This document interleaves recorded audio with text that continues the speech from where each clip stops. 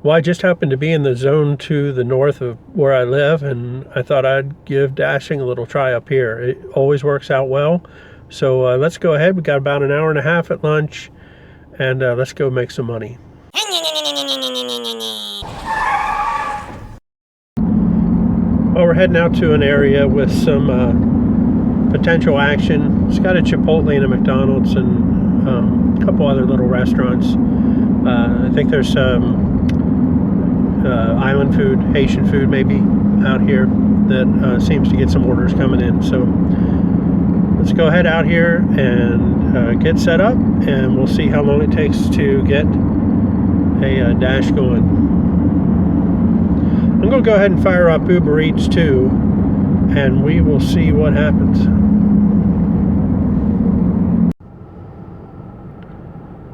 Well, I went to fire up the Uber Eats app, and I see that there's an update to the terms and conditions. And I'd heard about some of this might be an update that requires you to keep a certain your completion rate above a certain level, which I'm not too worried about. Right now on Uber Eats, my completion rate is sitting at 7%, so that's pretty good. I think 20% is the threshold for deactivation. DoorDash, I'm up at 97%, 98%. So I do cancel orders every once in a while, but typically what happens is you can cancel an order, but you have to wait. If you're at the restaurant, they're taking a long time to get the food ready. This happened to me the other day at Pizza Hut. I went to pick up 2 deliveries and to 2 drop-offs, really good pay, but I went in there and there were about 5 other delivery drivers sitting there or standing there waiting for an order. I started talking to them and found out that they had been waiting for a long time. And then the person that worked for Pizza Hut came out and said, if you're waiting for DoorDash, it's going to be about an hour. So what I did was I sat there for about 10 minutes. I continued to check the order. Eventually it'll come up letting you know that you can cancel the order without it affecting your completion rate. And actually I think I have a screenshot of that. I'll put that up here. But once you see that, you can go ahead and cancel that order. If you know it's going to be a long time and it's beyond 10 minutes, just go ahead and cancel it, find something else. If you're there for 10 minutes and that message comes up and you know you only got to wait a couple more minutes, maybe 5 more minutes at the most, you already put the time in, so just go ahead and stay and pick up the order if it's a decent one.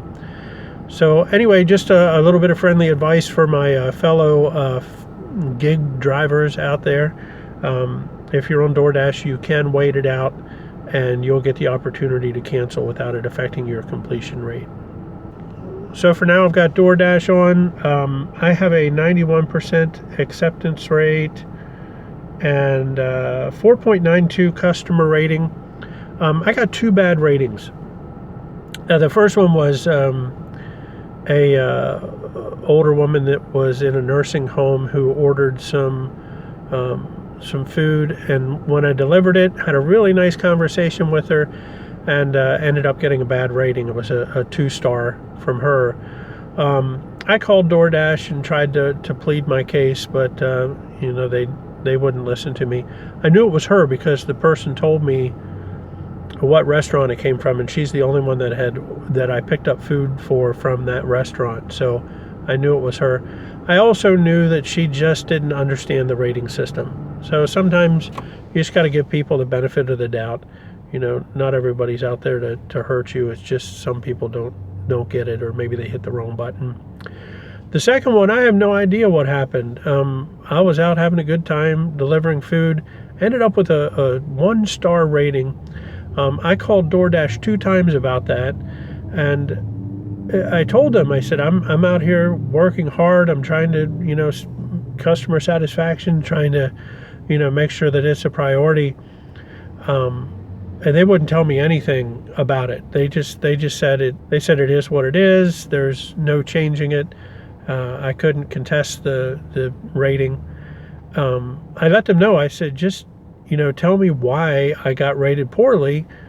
How else am I going to improve in the meantime? Well, they agreed with me. They understood my situation, but they still wouldn't tell me anything. So I'm living with that stupid 1-star until I deliver, or until I get additional 100 ratings. So I've gotten 23 since then.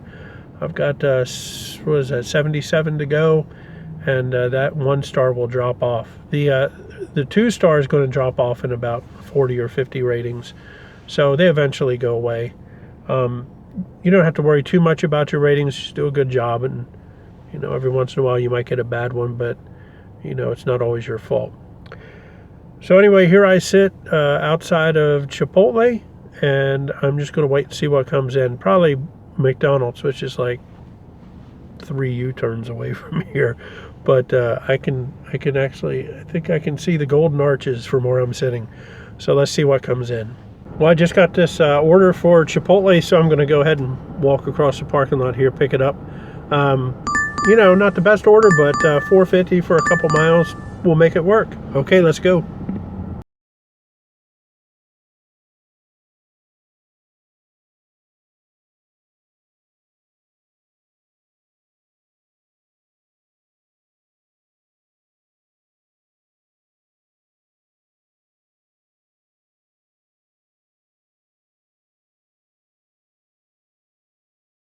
So the store was closed while I arrived. I still had like 10 minutes left to go.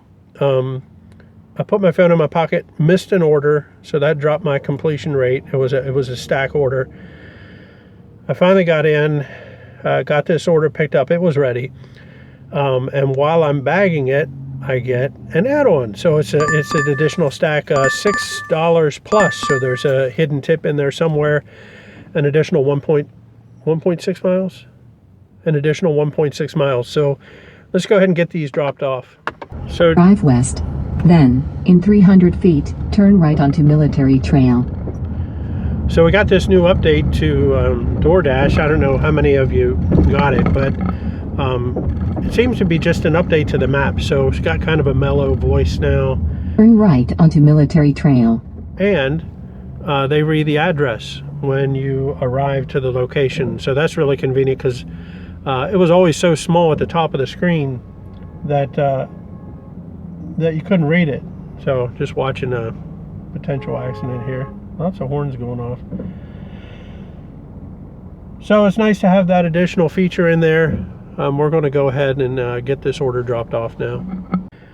Sometimes a customer will put in that they want a contactless delivery, and that requires that you call, set up a delivery location, and then take a picture. That was the case here, but as you can see, I was kind of a little bit lost. I wandered to the back of the hallway and then finally figured out it was up front. Anyway, got it dropped off, and then this happened. Really nice, really nice tip on this one. So $9.59, an extra $3.59, and we're heading for the second drop off.